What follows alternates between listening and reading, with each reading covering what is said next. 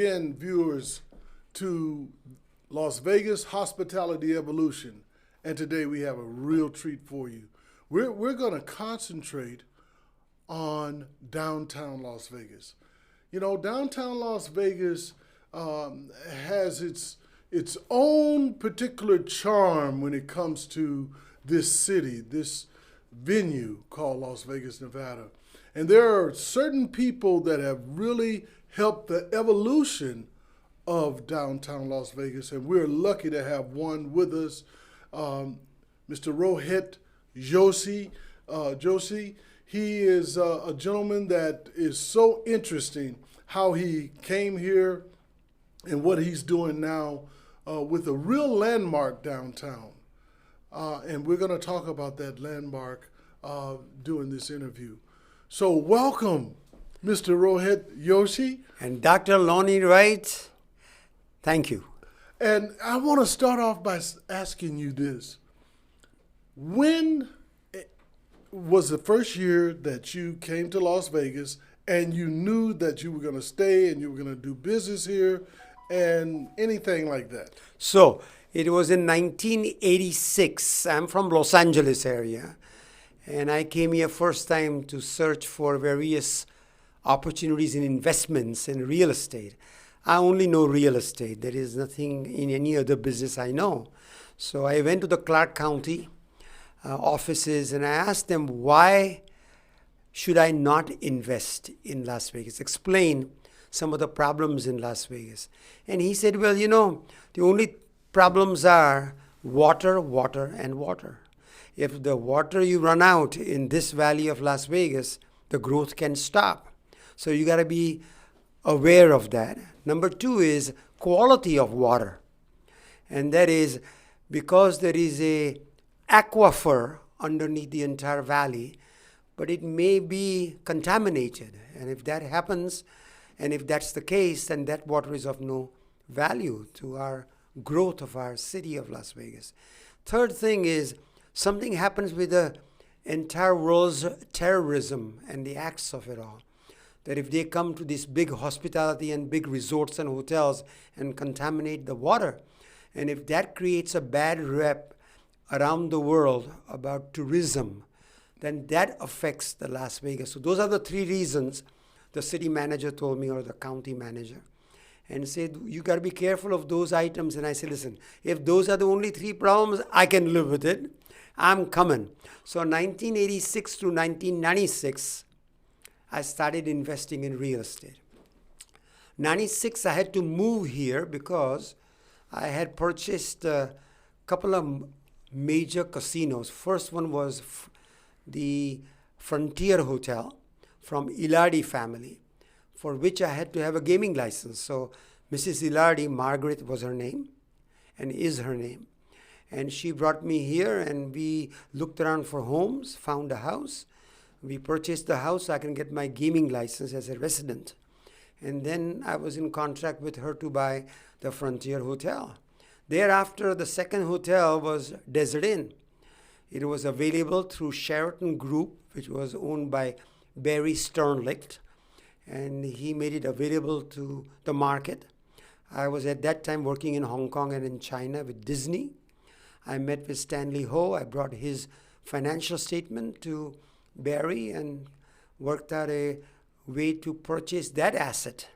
And I'm not a gaming resort kind of a businessman. So my job was to trade it. So I buy with a credit and then I sell it for some profit. Third one was at the Regent Hotel in Summerlin, now called JW Marriott or Rampart Casino.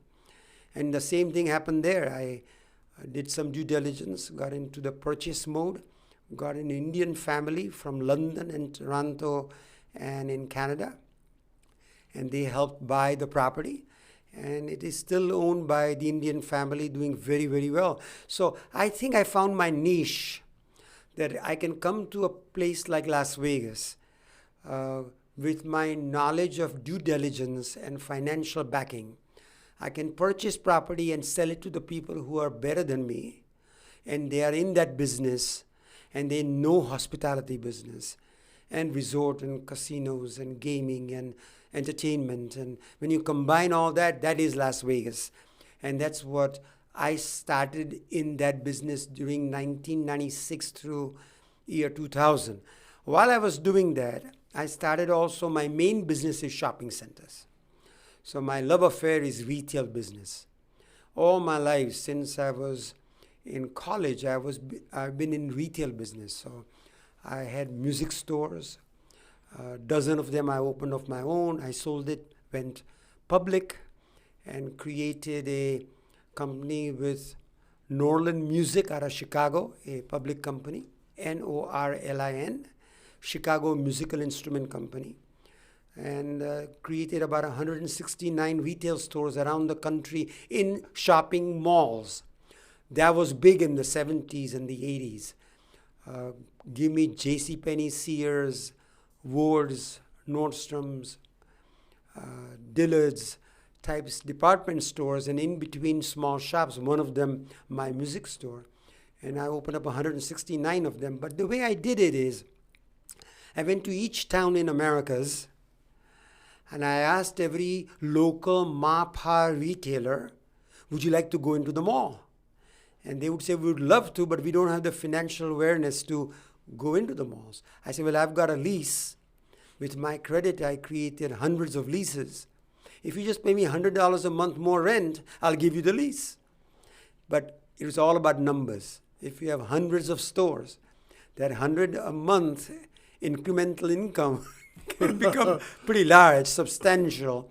And that's how we created these stores. But the blueprint for success in retail was my own philosophy of how do you sell musical instrument, who do you sell it to, and most importantly, which methods do you use to bring the people in? Not just advertising, promotion, but something to do with becoming a community member and say, hey kids, come to my store and I'll teach you free classes of how music is to be taught. Yamaha, Suzuki, all these companies had a phenomenal ways of teaching music through rhythm. They say that when mother gives birth to a child, the first thing is the rhythm. It's the rhythm that is in the heart of a child. And that's how they learn music. You just got to teach them the rhythm, the drums, and that comes back to Africa, the birthplace of the world, birthplace of the humanity. Starting in Central Africa, it was all about rhythm. And I believe that the rhythm is everything in life. Whether I'm talking to you right now, it's all about rhythm. It's about the strings playing behind me. And there's a drums going on in my head. But the idea is that music is a great way to communicate. And I found that I couldn't speak English when I came to this country in 1964. When I was 18 years of age. I'm now 76. I can't believe it, but I am. And in there, music was the way that I communicated with Americans to learn the language, to learn the business, and Americanization of Joshi happened during those days. But coming back to Las Vegas, a great city. But you know, I came from Beverly Hills thinking I had all the money and I had all the sophistication of a great business guy. Boy, was I wrong. I came to Las Vegas and I met with all casino owners and owners of businesses, and I found they have more money than God. They were smarter than anybody I met. And I tell you, there were no cowboys. I thought here is a town I can conquer within days. And boy, did I get conquered instead. And it was fun because I learned a new trade, which is gaming business, entertainment business. So first what happened is that I went into creating shopping centers. And I went first in the suburban areas. I like suburban areas. I like suburbanites. So there are 4 jurisdictions in Las Vegas, as we all know. City of North Las Vegas, Henderson, Las Vegas City, and the county. So one famous guy in this town, Stanley Fulton, who created Anchor Gaming, slot machine business that made casinos. And he taught me something which I had no idea, but he said, Joshi, you don't belong on the strip. It's a jungle out there and you don't belong.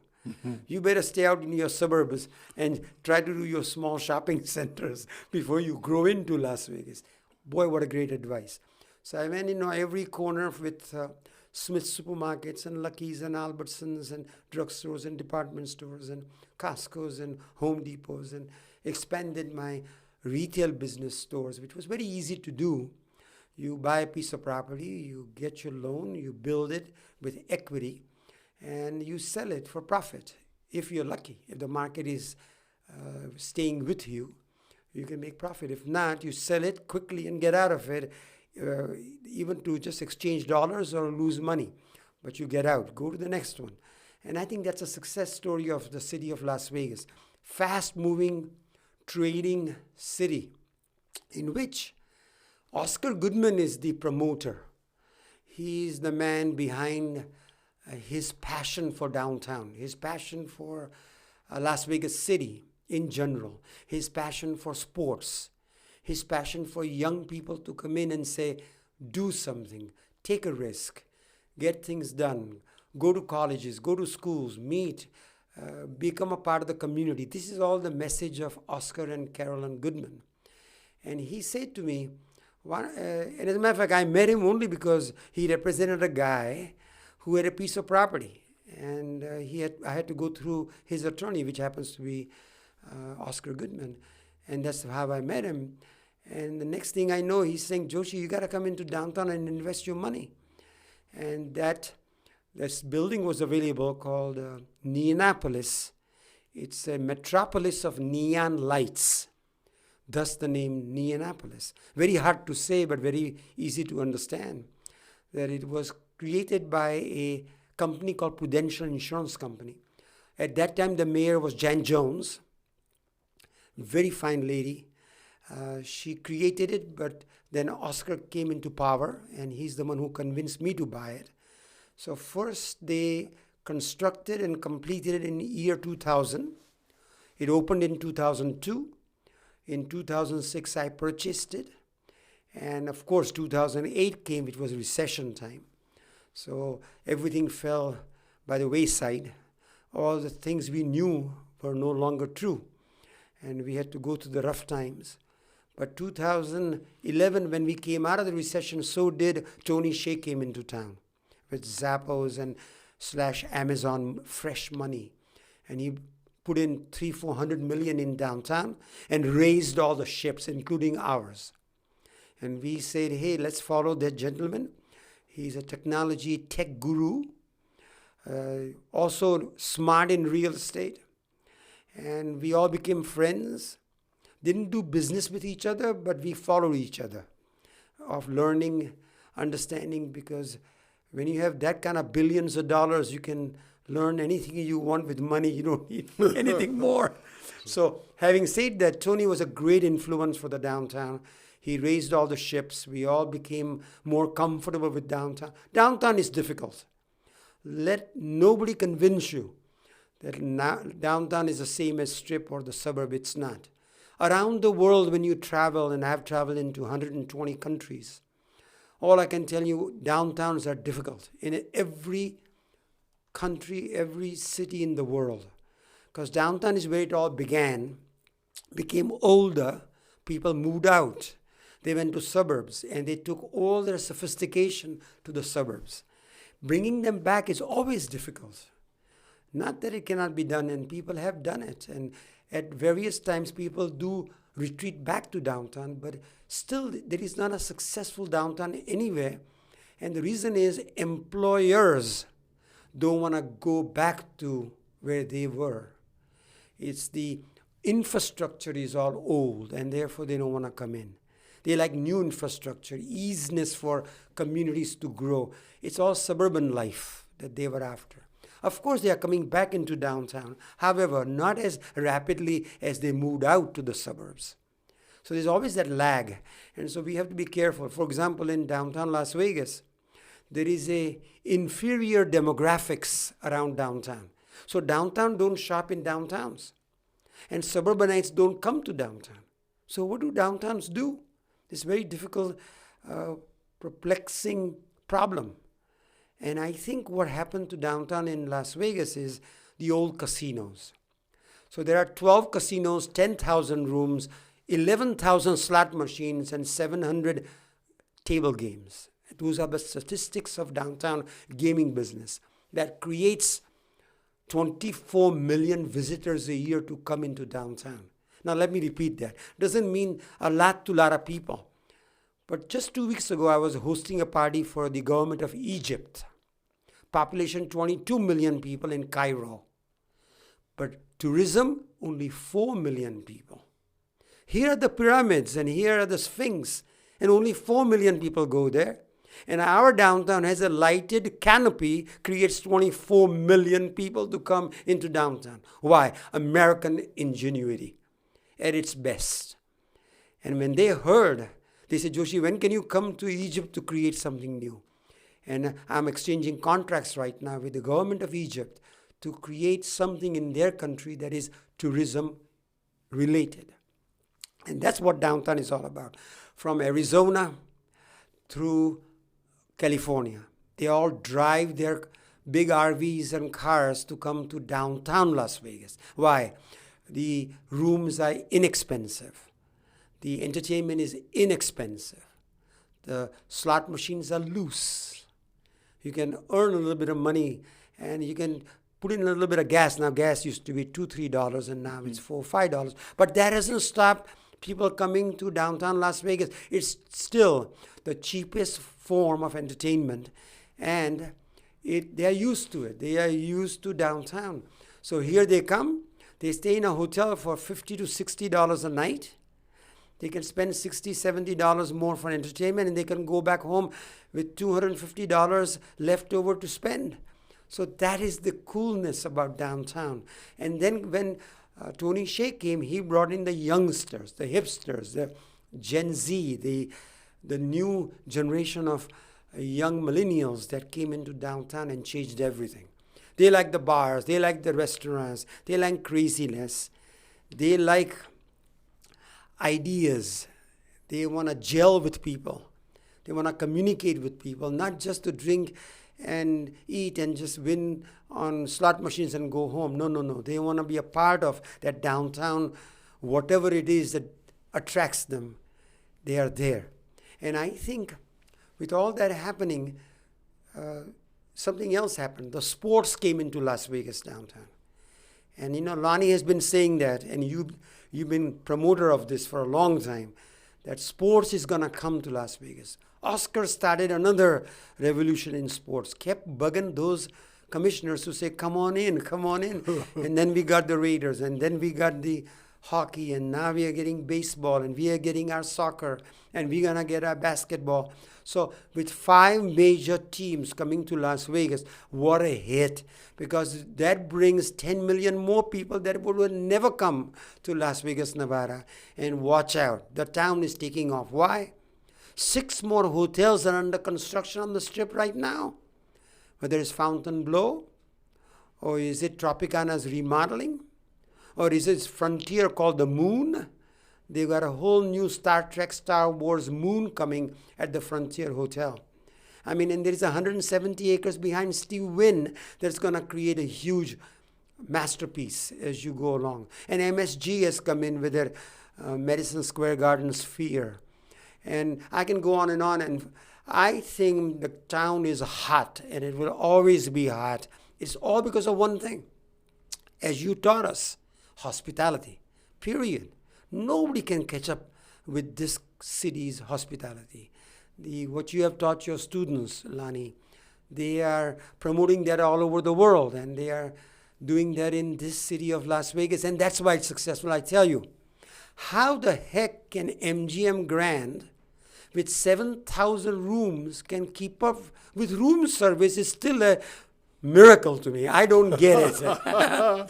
I mean, you order and 10 minutes later you got your coffee. How the heck does that happen? And that is what you taught your students, and they know how to do it. And they've learned the game, and they are promoting that all over the world.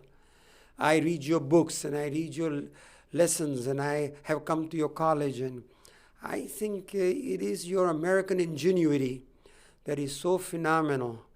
And here is one thing about the wars are coming and going, and there is COVID-19 came and it's leaving, and all kind of disease are going to be with us as we are growing, because we are growing too fast. However, I still believe that you give any problem to Americans, they will solve it. There is no other country in the world that can say that except America, because it's made of geniuses. They are immigrants and they are working hard and they are creating things. And something like this hasn't happened anywhere in the humanities of the world. That give me a problem, I'll solve it. It's not just give me the people and the poor and the smart ones and I'll create a nation. Those days happened, but now it's all about solving problems. And we are solving them one after another. Takes time. You're going to have patience. But if anybody can do it, United States of America will do it. And it's because of you, what you're teaching in colleges and schools, and what I learned in college and school. And I still tell the kids, that you don't have to do what college teaches you. You can do whatever you want after you finish your college, but get the college done, because it organizes you. That's all it does. How do you use their organizational skills? Up to you.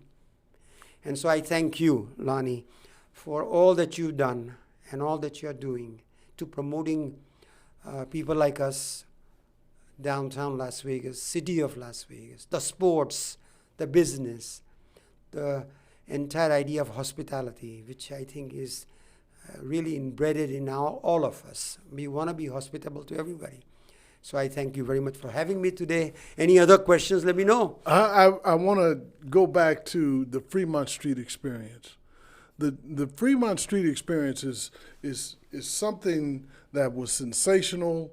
It's sensationalized downtown Las Vegas. It also galvanized with people like yourself that are innovative and what you have done. I mentioned 4 people that have really put a stamp on Las Vegas. You talk about the husband and wife, the Goodmans. Oscar Goodman has come out and spoken in my classes, and so have you. And our kids learn from those innovators, the ones that have contributed to Las Vegas and put their money where their mouth. Yes. All the things that you have done. The Fremont Street experience, how did that really galvanize downtown Las Vegas? And were you a part or around doing the canopy? We call it the canopy, but it's more than a canopy. It's alive when it at night and in the daytime. So here is the answer to it all. And that is, with these 12, 14 hotels, 12 hotels are right on Fremont Street facing each other. There are 2, 3 of them outside of that sphere, which is Grand, El Cortez, and the Plaza. But those hotels were doing mediocre business, and they had a street in between called Fremont Street, where, if you remember, in the old days, people used to cruise and speed their cars. And I remember the days when I used to come through Las Vegas. It was the last place I would go to is downtown. It wasn't in my idea of having a great time in Las Vegas City. It was always about the Strip. What happened is Steve Wynn. Steve had this idea, Steve Wynn, that he wants to do something with Golden Nugget, which was so successful for him. How do I make it better? So he hired a gentleman called John Gerardi, an architect from Venice, California, who happens to be a very close friend of mine, happened to be, because he passed away about 5-6 years ago. Very smart guy, extremely brilliant fellow. And he was hired by Steve Wynn to say, go to downtown Las Vegas and create me something that makes it better than where we are at. Because I've done very well now on the Strip. I want to go back to downtown, my roots. So John Jelly came in, and he came up with an idea with Steve Wynn. It was Steve's idea, but he designed it. He took all the 10, 12 casinos, and behind small casino, they were very small old casino of small footprints of 20 to 40,000 square feet of casino floor. Now it's 100 to 120,000 square feet casino floors. instead of thousands of rooms, 500 to 700 rooms. So it was a very limited capacity of casino and hotel rooms. So the question was, how do you connect them? Behind all these casinos was an alley, badly maintained, dirty alley with bad sewer smell, and all the problems of hopelessness was breeding in these alleys behind the casinos. So Steve thought about an idea. Wouldn't it be great to put canals like the Venice canals in the back of each casino in the alley? So Mr. John Jerry designed it, went to the city council, and he brought it up and said, Mr. Steve Wynn wants to finance and build these canals just like the Venetian Hotel. That idea came from downtown Las Vegas by Steve Wynn. When he showed that, the problem was we cannot go beyond Las Vegas Boulevard going east because it's a federal highway. And because of that, it was not allowed by the government to, that idea couldn't be done. So Steve got very mad at John Jerry because he had paid him $300,000-$400,000 to do this presentation. So Steve gave him hell, and he got in his cab, and he said, so sorry, Steve, I didn't think about it to get the approval from the federal highway, but that's the way it is. We can't do it. Mm-hmm. He said, well, then do something that gives me my $400,000 back. So John Jerry was in a cab going back. He was coming in a limousine, but because he failed, he sent him in a cab. So he goes to the airport, and on the way to the airport, he came up with this brilliant idea that how about if I connect all the hotels with a canopy on the top, which is electrified with bulbs and creating messages and landscapes. And he draws it on a piece of paper, and he calls Steve and says, as soon as I go to the business center of the McCarran International Airport, now Harry Reid International Airport, and I'll fax you. In those days, there was nothing but fax. So he faxed it to Steve, and he thought it was brilliant. Go to the city and get it done. And that is the reason the canopy was created. And then there is a guy called Roger who still is alive. He works for the company of John Jerry in Venice, California. And I think it's a genius of how do you connect the casinos and create a electronic lighted canopy with free entertainment. And that created 24 million visitors. The rates went up from $40 a night to $79. And it became 96% occupancy rate from 68%.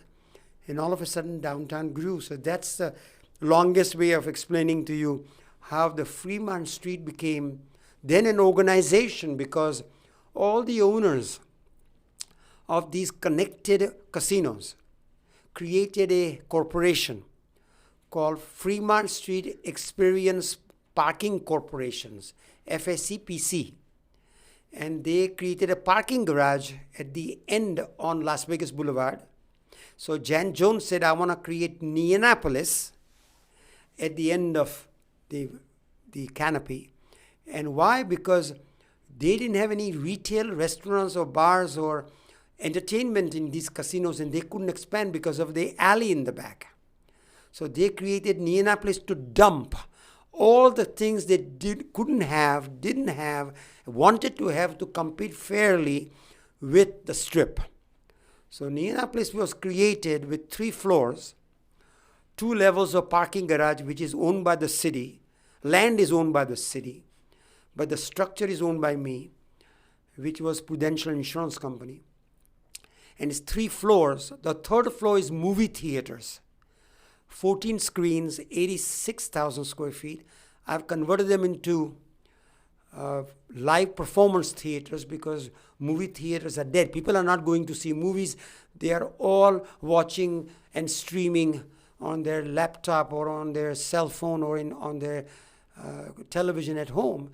So movies are not doing well, and downtown people don't come to see movies.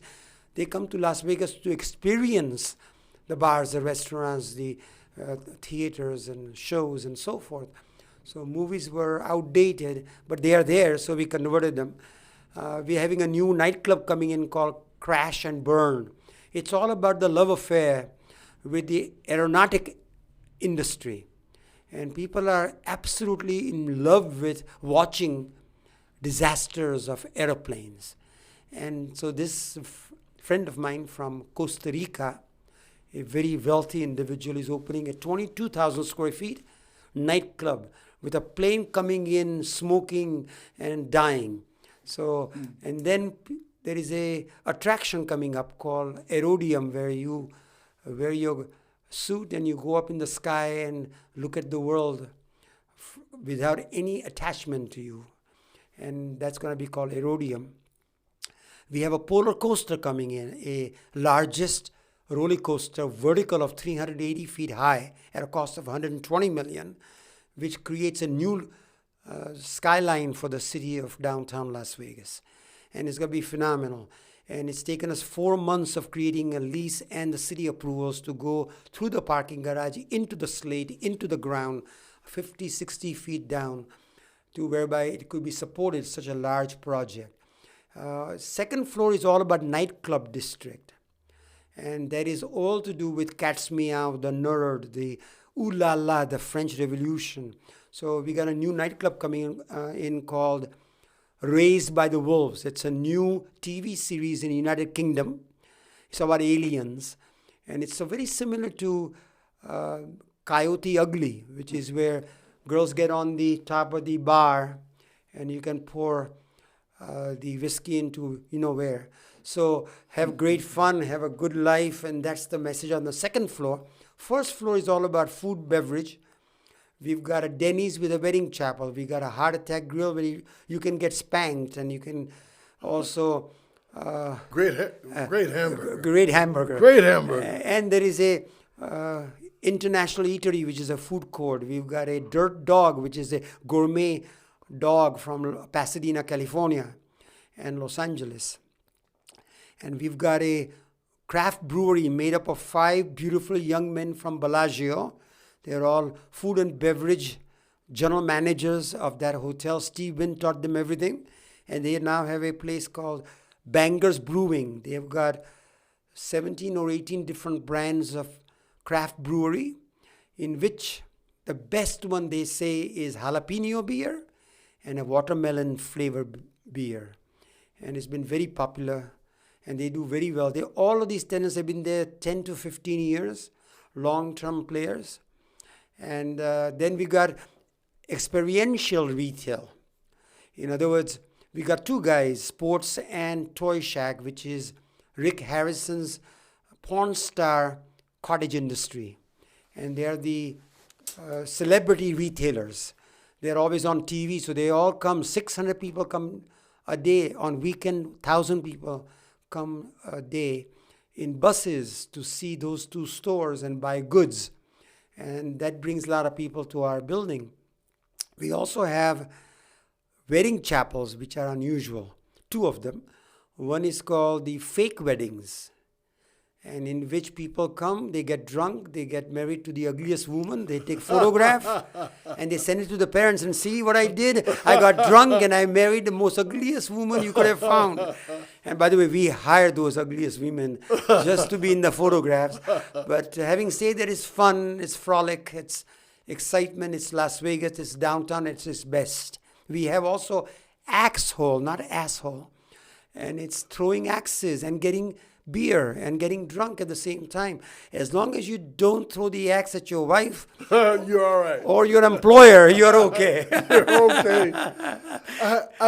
You mentioned Egypt, and we both know that Las Vegas continues to reinvent itself, whether it's downtown or the Strip. Now, you also mentioned Stanley Ho. Stanley Ho is over in Macau. He was the gentleman that really embraced Las Vegas style gaming and the hotels. They have the Cotai Strip. We have the Las Vegas Strip. They copied us. What are you going to take, or can you mention what you're going to do in Egypt, and will it have a connection to Vegas? In other words, when you go there, you may come here as well? Is it going to be a relationship? I'm glad you asked that question because just talk about Egypt for a minute. I met His Excellency a week before today, as a matter of fact, or I'm taking it back. 2 weeks ago today, and he came to my office with a mirage of people. About 20 people came with him, all different departments of the government. They were here for an expo, Waste Management Expo. So the government of United States sponsored it, and they suggested they meet with Joshi. Why? I don't know. I got a feeling because it's all about waste, and I'm a wasted guy. I have no idea. No way. But they all came. So I met His Excellency, and we sat down. And I said, listen, I'm a fish out of water about Waste Management Expo. But I'm here as a good citizen of downtown Las Vegas, and I welcome you here. But all I know is real estate, and I've done this and that in this country. For example, I've done casino business in Morocco. I've done hospitality in Tunisia. I've been to your country, and my partner happens to be with Omerscan Corporation, which is like Verizon of Egypt. And I just got my cell phone and I showed him his name, and he just fell down on the floor to say, Joshi, he's the biggest man in my country. I said, well, I'm a biggest man in this little Neonapolis in downtown Las Vegas. So we laughed and we became friends. And he said, Joshi, what can you do in our country? I said, very simple. If you're only getting 4 million visitors, let me be the Mr. Las Vegas. Let me show you how Las Vegas does it to bring tourism together. And the way I do it is very simple. I'm an old, has-been kind of a developer that knows a lot of things and can produce something for you. So you give me 700-800 acres for free, no charge to me. I'll give you plans, and you then build the infrastructure, again, free, at no cost to me. It's for your country I'm doing it, but I'm your partner. It's a 50-50 deal. And what I will do then is to bring you the users, the tenants, the clients. What will it include? A master plan. Master plan 800 acres has to be on the land. 200 acres I want under the ocean or under the water. And the reason for that is, for the on ground, I want to do a theme park that brings tourism. As long as there is no casino, theme parks will go. But if there are casinos, some brands will go, some brands may not. Cirque du Soleil has their own theme park. They will go if there is a casino, but Walt Disney will not go. Although Disney doesn't want to go anymore, because their philosophy right now is that theme parks are passé. It's all about the technological revolution. It is all about watching and streaming and enjoying what the small and the big screens offer. So theme parks are not going to be developed by Disney anymore. But Universal Studios, yes. Any company that creates a movie that has a ride, R-I-D-E, can create a theme park. Developers like us, they don't own theme parks. Disney doesn't own anything. Developers create theme parks. We just lease it to them. They are the managers for us. So Disney just pays me 4% fee. Universal Studios, 5% fee. Cirque du Soleil will pay me 6% fee.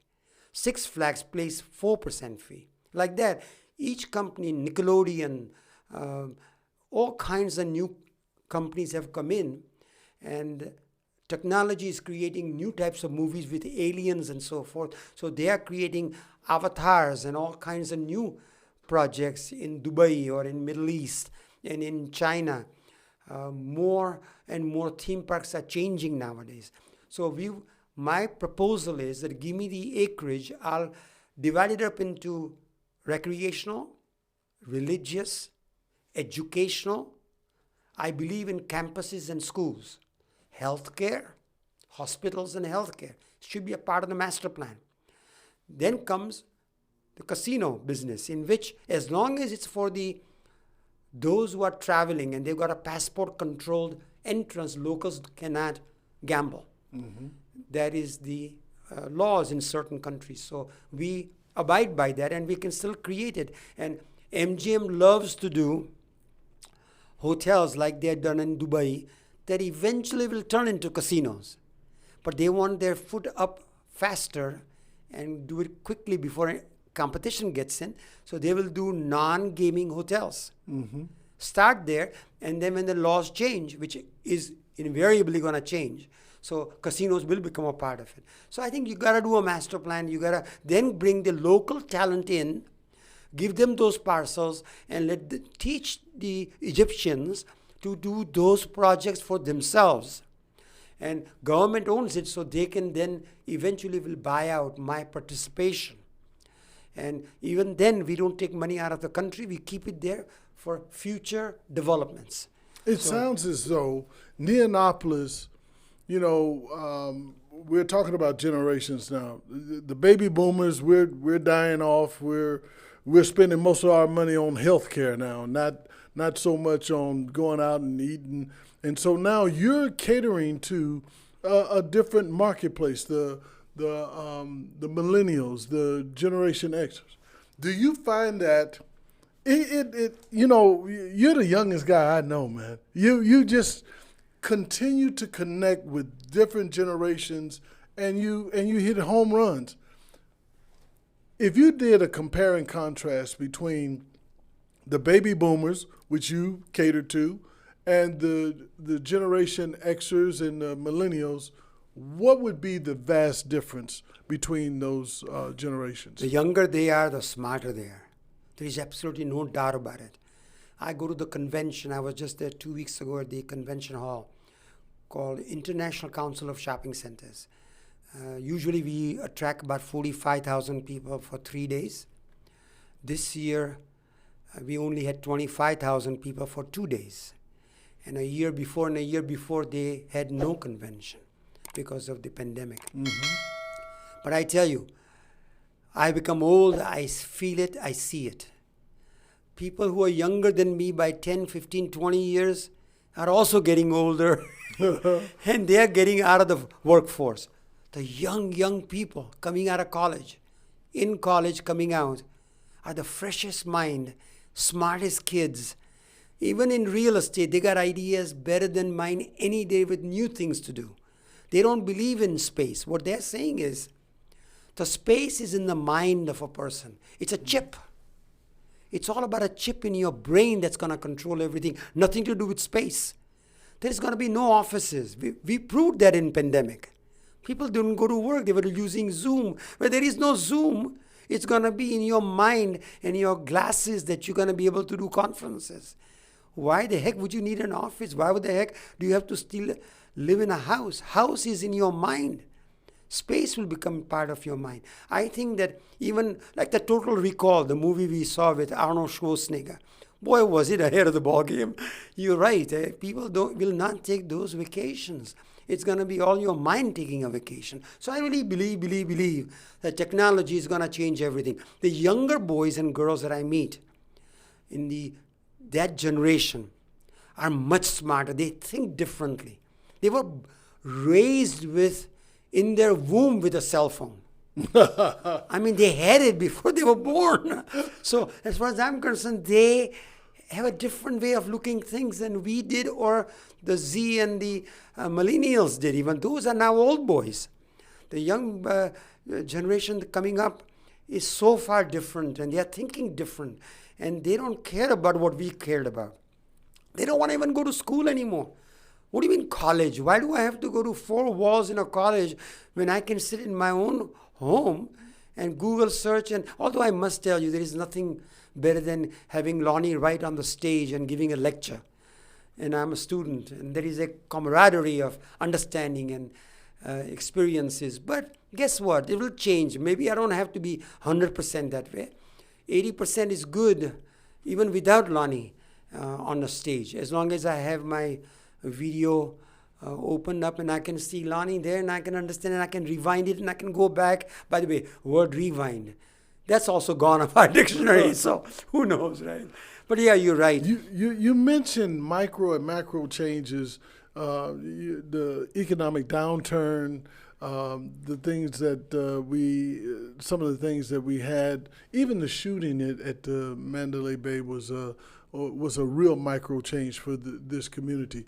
How, in your estimation, in your wisdom, how does Vegas continue to bounce back, whether it's downtown or on the Strip, from all of this horrendous negativity that's in the space today?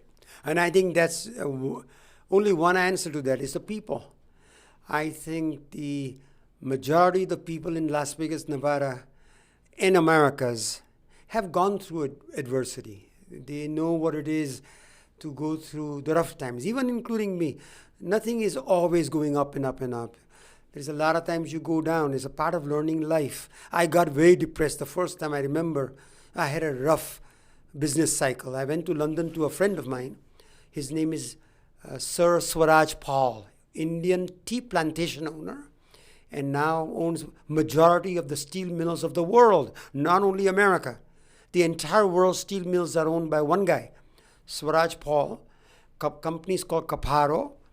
And I went to see him, and he said, Joshi, what are you here for? I said, advice. I'm having a little trouble business-wise. I'm going down the tubes very quickly. What do I do? And he said very simply, it's a part of the business, Joshi. Don't get disappointed. What goes down will come up. You are very tenacious. You're very smart. Just stick to what you know and don't change. Are you looking for a job? I said, no, sir. He said, in that case, I'm okay. Now I can breathe much better. And he says, now you go back to your grind and keep doing what you do. And guess what? He was so right. I built myself up. And just like that song says, dust yourself off. What is it? And then something about the hat and something about your coat. And here I go again. And that's what life is all about. And that's what Las Vegas is all about. We are all from the same cut of the cloth, which is nothing is going to put us down. We have that pioneering spirit that America is so ingrained with, that you give us any problem, we'll solve it. Give us any adversity, we'll overcome it.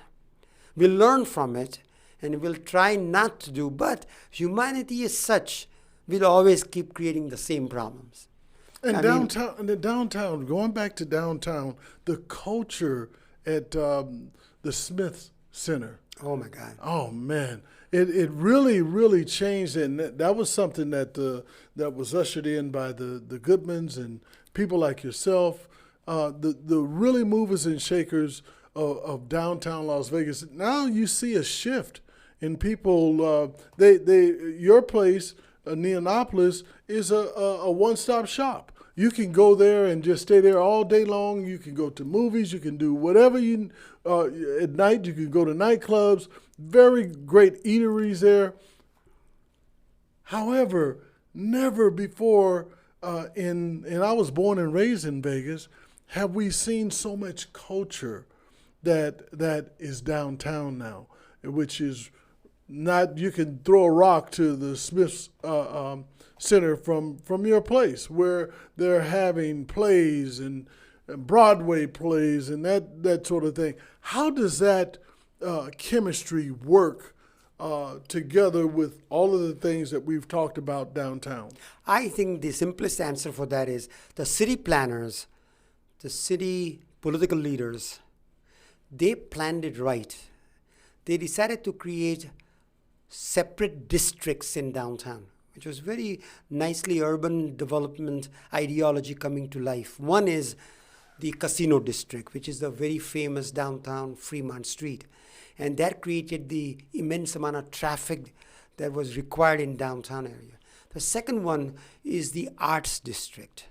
It was created primarily by Oscar Goodman. His mom was a very famous artist, and he wanted an arts district, and I think he really brought them to Charleston Street corridor and Main Street to create an arts district. Third one is Bar and Restaurant District by Tony Hsieh. On the east side of Fremont Street, all the millennials got together, started 4 or 5 different bars, the Commonwealth, the Park, the this and the that, and a few restaurants, and all that came to being, and all of a sudden the traffic started becoming a part of the East Fremont District and the Casino District. and the arts district. And now comes the judicial and government districts of all kinds of government buildings that created daytime traffic of sophisticated attorneys and powerful people coming to downtown to workplace, daytime. And that was great. The next thing that created was the cultural district, which was all north of the freeway on Las Vegas Boulevard, with the Mormon Fort, the Cashman Field, and there are 2-3 museums, and that created, according to Larry Brown, my councilman, Joshi invest in the cultural district. That's going to be the next big move. And the last one, of course, like you say, is medical district, which is all west of the downtown casino district, which has got Lou Rouveau was the first beginning. Brain Institute. The USC and UMC, which is also a great campus with UNLV. So that was all created. And then came the Furniture Mart, and then came the Arts Smith Center with Donald Reynolds Corporation investment with City. And then now the apartments have now built out around it. And there's going to be another casino going to be opened by Derek Stevens. And I must tell you, the real grandfather of my downtown is Derek Stevens. He got the first hotel he bought. First of all, he bought the Cashman Field with a team called now Aviators. Before it was Las Vegas 51s. Mm-hmm. He sold that and got the first original casino of downtown called the Golden Gate. Bought 25%, then 50%, then he owned the whole thing. Then he went to D Hotel, which used to be Darden's, one of the first black men that owned casino in downtown, Don Barden. Mm-hmm. And he sold it to Derek Stevens, and he created the D. And now with Circa, he changed the ball game in downtown. It is now the best casino with a betting as its main core and swimming pool, the biggest in the state, he created in downtown. So now various casino guys are coming to me to say, could you sell us the Indianapolis? We want to build another casino like the Circa of Derek Stevens. So Derek has led the way. He also is building another casino near the Smith's Performance Arts Center. So that'll be his another casino. So I think the downtown is going to keep growing. It's going to be trying to reach as good as the Strip is, never to attain it, but still keep trying. And I think that Arizona and Nevada will always support it. The California will support it. International, 20% of my people coming into downtown are foreigners. 2% of the entire city of Las Vegas is foreigners, but 20% of mine is foreigners. They all want to see the downtown. They want to see the Vegas the way it used to be. They want to see the glitz. They want to see the Vegas at its finest, the gaudy, and the homelessness, the helplessness, the drug, the alcohol, the prostitution. They were all in downtown, and it's still there in some form. And they still would like to not partake, but to see it. Mm-hmm. So the Vintage Vegas is back. Vintage Vegas is the key to success of long-term growth of downtown Las Vegas. Well, you've said so many interesting things on this interview, and I think our audience can see why I named you as one of the innovators and contributors to downtown and that synergy. And I know that you're very good friends with some other innovators, with the family, the Goodman family, the husband and wife. Have you ever saw a city that had a husband and then the wife became the mayor? That's only in Las Vegas, and because of their leadership. I think that people look towards voting people in that have that innovative, that entrepreneur spirit. That's what we have as leaders in our politics here in Las Vegas, and you can't get any better than Oscar and Mrs. Goodman, Carolyn Goodman. You can't get any better. That dynamic duo really changed along with yourself and Tony Shea, downtown Las Vegas. And you just mentioned the other gentleman that owned the D. And Derek Stevens. Derek Stevens. Ladies and gentlemen, if you like what you heard here today, please hit like and subscribe to our podcast, where our podcast is domestic and international.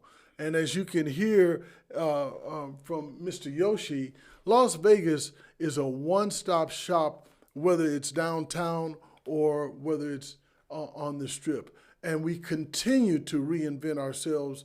We're lucky to have people like you to come to Vegas. I'm so happy that no one scared you away with the water, problem or the water challenge, or the reason why you came here. You said if that was the biggest challenge, I'm coming. So we're so happy and to call you my friend. I am so pleased that you're doing so much in Vegas. It's so hard to keep up with you, man. If I could bottle your energy, man, I would be in real good shape. Well, Lonnie, I'm just following your lead. So thank you very much for having me. And I love your two Armenian friends who are recording all this. Oh, yes. They are the smartest boys in town. They are very, very sharp. I really enjoyed meeting you all. So thank you again. Good. Thank you so much.